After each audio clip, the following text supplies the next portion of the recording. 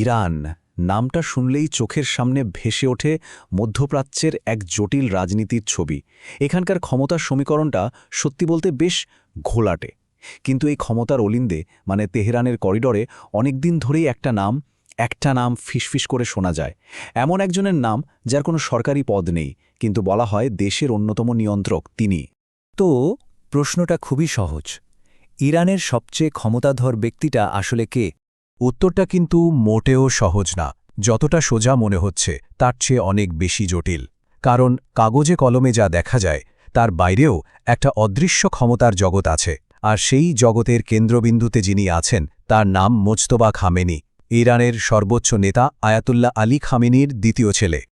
এই মোজত্তবাকেই অনেকে বলেন ইরানের শ্যাডো আর্কিটেক্ট বা ছায়া স্থপতি। কেন? কারণ তাকে জনসম্মুখে প্রায় দেখাই যায় না, কোনো বড় সরকারি পদও নেই তার। কিন্তু গুজবটা হল ইরানের আসল ক্ষমতার চাবিকাঠি নাকি তারই হাতে। তাহলে চলুন আরেকটু পরিষ্কার করে জানি কে এই মোস্তফা খামেনি। পরিচয়টা হলো, তিনি ইরানের সর্বোচ্চ নেতা আয়াতুল্লাহ আলী খামেনির ছেলে। আর তাকে নিয়ে যেটা ব্যাপকভাবে ধারণা করা হয় তা হলো, পর্দার আড়াল থেকেই তিনি দেশের একজন মূল শক্তি, একজন কি পাওয়ার ব্রোকার। তো কিভাবে এই রহস্যময় ব্যক্তির উত্থান হল, চলুন একটু সেদিকে নজর দেই। ক্ষমতার একেবারে কেন্দ্রে, যাকে বলে পাওয়ারের শ্যাডোতে তার বেড়ে ওঠা। আর হয়তো এ কারণেই তিনি নিজেকে সবসময় আড়ালে রাখতে পছন্দ করেন। দেখুন, তার জীবনটা শুরু থেকেই রাজনীতির খুব কাছাকাছি। ১৯৬৯ সালে মাশহাদে জন্ম, একটা ভীষণ ধার্মিক আর রাজনৈতিক পরিবারে। ১৯৭৯ সালে যখন ইসলামী বিপ্লব হল, তখন তিনি খুব কাছ থেকে দেখেছেন তার বাবার ক্ষমতা কিভাবে বাড়ছে। কিন্তু তার নিজের ক্ষমতার পথে আসল মোড়টা আসে ৯০-এর দশকের শেষের দিকে। ঠিক তখনই তিনি ইরানের গোয়েন্দা আর সামরিক বাহিনীর সাথে, বিশেষ করে ইসলামিক রেভলিউশনারি গার্ড কর্পস বা আইআরজিসি এর সাথে একটা গভীর সম্পর্ক তৈরি করতে শুরু করেন। আর এখন তো তিনি তার বাবার বিশাল ব্যবসা আর সামরিক বিষয়গুলোর একজন মূল সমন্বয়কারী। তাহলে প্রশ্ন হল, তার এই ক্ষমতার ভিত্তিটা ঠিক কি? আচ্ছা, তার সবচেয়ে বড় কৌশলটাই হল নিজেকে আড়ালে রাখা।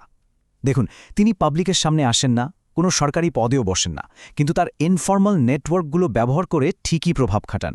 বিশেষ করে আইআরজিসির ওপর তার নিয়ন্ত্রণটা নাকি প্রশ্নাতীত। এমনকি এটাও শোনা যায় যে দেশের বড় বড় সিদ্ধান্তগুলোতে নাকি ফাইনাল কথাটা তিনিই বলেন।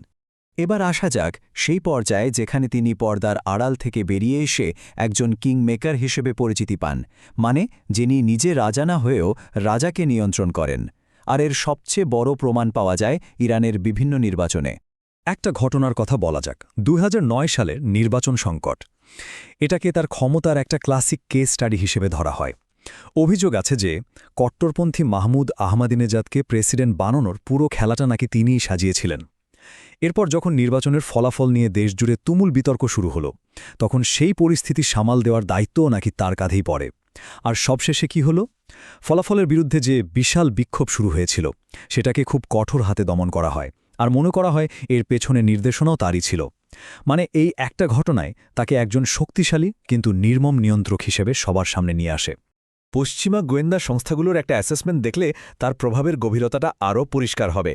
তারা বলছে তিনি শুধু সর্বোচ্চ নেতার ছেলেই নন, তিনি তার বাবার বিশাল ব্যবসা আর সামরিক বাহিনীর সমন্বয়কারী। আর এই বিশাল ব্যবসা কিন্তু ছোটখাটো কিছু না। এর মধ্যে আছে বিভিন্ন ফাউন্ডেশন, বড় বড় অর্থনৈতিক সংস্থা, যেগুলো ইরানের অর্থনীতির একটা বিরাট অংশ কন্ট্রোল করে। তার কি দাঁড়ালো? তার হাতে শুধু রাজনৈতিক বা সামরিক শক্তিই নয়, প্রচুর অর্থনৈতিক ক্ষমতাও রয়েছে। এখন আয়াতুল্লাহ খামেনির বয়স হয়েছে, আর তার সাথে সাথেই ইরানের সবচেয়ে বড় প্রশ্নটা আরও জোরালো হচ্ছে। তারপরে কে হবেন পরবর্তী সর্বোচ্চ নেতা? আর ঠিক এখানেই মোজতবার নামটা আবার সবার সামনে চলে আসছে। কেন?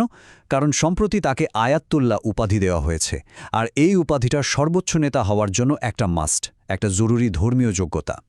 তো এটা একটা বেশ বড়সড় ইঙ্গিত, তাই না, যে তাকে হয়তো ভবিষ্যতের জন্যই তৈরি করা হচ্ছে। কিন্তু এখানে একটা বিরাট আদর্শগত সমস্যা আছে। ভাবুন তো, ১৯৭৯ সালের ইসলামী বিপ্লবটা হয়েছিল কেন? এর মূল উদ্দেশ্যই ছিল রাজতন্ত্র আর বংশানুক্রমিক শাসনকে উপড়ে ফেলা। এখন যদি সর্বোচ্চ নেতার ছেলেই তার জায়গায় বসেন, তাহলে তো ব্যাপারটা সেই আগের মতোই হয়ে গেল, তাই না? অনেকে এটাকে বিপ্লবের মূল আদর্শের সাথে একরকম বিশ্বাসঘাতকতা হিসেবেই দেখবে।